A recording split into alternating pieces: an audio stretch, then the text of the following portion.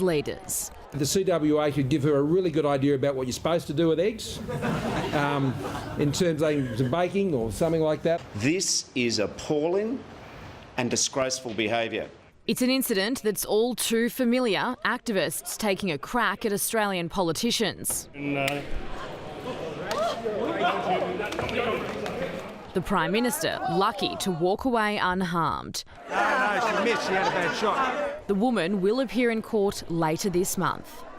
Both leaders will be keen to put this incident behind them and move on with the campaign today. Bill Shorten is starting his morning in the nation's capital. He'll then head to the south coast where he's expected to continue his campaign on health. The Prime Minister is in Sydney for his campaign today. And later tonight, both leaders will be back here in Canberra for the third and final leaders' debate of the election campaign. Right, thanks, Miley. Well, with celebrations continuing following the arrival of baby Sussex, both the world and the royal family are eagerly waiting to meet the newest addition. Eddie and 7 News Europe correspondent Laura Irving join us from Windsor in the UK. Morning to you both. Eddie, still no name for the new royal. Still no name, Nat, or a picture, and yet one of the papers dedicated 23 pages to a royal spread today. It's big news here, and of course, particularly for the immediate family, the royal family. We heard from the Queen overnight, as well as Prince Charles in German on a trip to Germany, and Prince William in English, I might add. Here's what they had to say. An upbeat version of the changing of the guard in honour of baby Sussex. A short, sharp rendition so as not to disturb the Queen. Inside, hosting lunch with Prince Philip for the members of the Order of Merit, including Sir David Attenborough. So life is good for you, Your Majesty. Thank you. Congratulations, another great grandchildren. How many of them have you got now? An understated response from Her Majesty, a delighted one from Prince Charles. It's also really a particular pleasure to be in Berlin again, especially as a grandfather of a newborn grandson. And from Harry's brother William. The second time for me and you as well.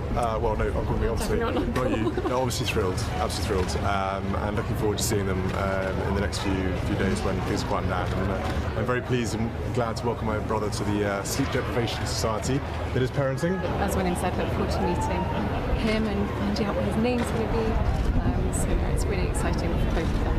Not even the royal family know the name, but further suggestions it could be in honour of Diana. I think that Americans more than anything like that idea of Spencer because Diana is that global figure, whether you're in the UK, Australia, or back home in the States. So if it were a nod to Diana, I think everybody, especially Americans, would be very happy. Other possibilities, Charles for the grandfather, or perhaps Philip for the Duke of Edinburgh. And Laura, when can we expect to get a glimpse of the little royal? Nat, we're expecting to see this little boy for the very first time tonight, Australian time. Harry and Meghan have agreed to do a short media call inside the grounds of Windsor Castle here, not at their home in Frogmore Cottage, and introduce their little boy to us all. We might even hear a few words from Meghan as well for the first time since she became a mum. So it's all very British, but of course this baby is half American as well. And in San Francisco, a hospital has chosen to celebrate the royal birth by providing all of its new babies with some knitted golden crowns, which I think we can all agree is an excellent way to celebrate this news. It'll be wonderful to see this baby for the first time finally in just a few hours. Oh, I love the knitted crowns. Thank you very much. Brett has sport now, and this morning he's in Corryong in Victoria for the Tour de Cure. Yeah, we've crossed the border, and good morning from Corryong. A great little community, great to be over here. Of course, the home of the man from Snowy River. But let's see your sports news first up. Stephen May has avoided sanction for Sunday's drinking session with Melbourne, revealing he's dealing with some personal issues. Now, May fronted the playing group to apologise at training yesterday before continuing his injury rehab on his own. Demons head of football, Josh Mahoney, admitted the incident wasn't a good look, but said the 27-year-old has been frustrated about his groin injury. Former Sharks coach Shane Flanagan is reportedly in line to resurrect his career with English super club Leeds. Now, Flanagan was deregistered by the NRL in December, but may replace fellow Australian David Furner, who was sacked this week. Liverpool has pulled off one of the biggest victories ever seen in Champions League history, thrashing Barcelona 4-0 to move into the final. The Reds trailed 3-0 after the first leg, but produced a miracle to win the semi-final tie 4-3 on aggregate. Roger Federer has made short work of Richard Gasquet in his first Madrid Open appearance, thrashing the Frenchman 6-2, 6-3. While Novak Djokovic celebrated becoming the 5th man to hold the world #1 ranking for 250 weeks with a 6-4, 6-2 win over Taylor Fritz. It has been an amazing journey so far. Remember, we started last Friday in Sydney. We're on our way to Geelong. I'm going to take all this crew of 250 to see my old hometown.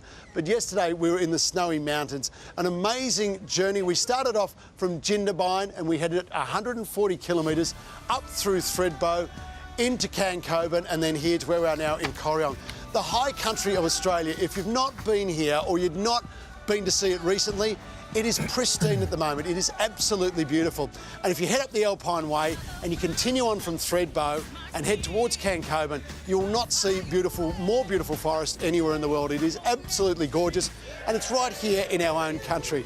We had Stewie Diver along with us to guide us into Thredbo. Of course, no one knows the mountains in this region like Stewie. The creeks and the rivers up this way, they are completely transparent, crystal clear, just beautiful places to hang out. And the roads, well, yesterday, right on the cusp of snow season, we were lucky to get through with sunshine and some good weather. We know the snow is on its way in the next couple of days, but when you make it to Dead Horse Gap, yes, you do celebrate because it is a big, long haul. We've raised about $9.8 million for cancer research, support and prevention, which we're really proud of. Our goal is $10 million. We're on our way. If you can help, please do.